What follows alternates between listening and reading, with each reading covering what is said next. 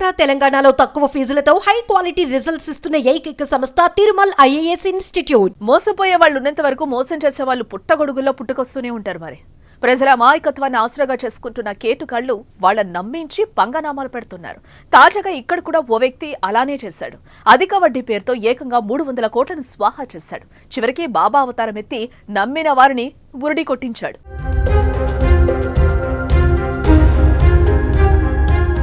మహారాష్ట్రలోని బీడ్ జిల్లాలో విశ్వనాథ్ షిండే జిజావు మహాసాహెబ్ మల్టీస్టేట్ సహకార బ్యాంకు పేరిట బ్యాంకుని ప్రారంభించాడు.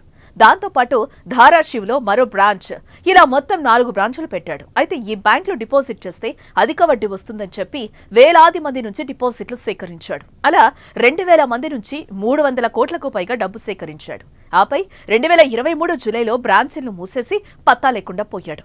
దీంతో కంగుతిన్న బాధితులు పోలీసులను ఆశ్రయించారు.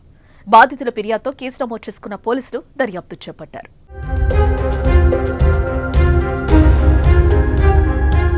అయితే సుమారు ఏడాది పాటు అతని కోసం పోలీసులు ముమ్మరంగా గాలించారు. స్పెషల్ టీమ్స్ తో రంగంలోకి దిగిన పోలీసులు అతని ఆచూకీ తెలుసుకోవడంలో విఫలమయ్యారు. అయితే బాధితుల నుంచి ఒత్తిడి రావడంతో ఎలాగైనా అతన్ని పట్టుకోవాలని భావించిన పోలీసులు మహారాష్ట్రలోని అన్ని జిల్లాలతో పాటు ఇతర రాష్ట్రాల్లోనూ వెతికిన ఫలితం శూన్యం.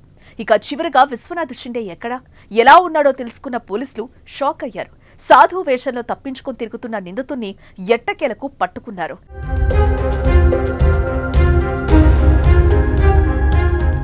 బిచానా ఎత్తేసిన తర్వాత షిండే ఢిల్లీ, నేపాల్, అస్సాం, ఒడిశా, ఉత్తరప్రదేశ్తో పాటు మన దేశంలోని పలు రాష్ట్రాల్లో రకరకాల వేషాల్లో తిరిగాడని పోలీసులు వెల్లడించారు. ఇక జనాల నుంచి గుంజిన డబ్బుతో పలు ప్రాంతాల్లో స్థిరాస్తులు కొనుగోలు చేశాడని, సిమ్ కార్డులను మారుస్తూ దొరకకుండా తప్పించుకున్నాడని పోలీసులు తెలిపారు.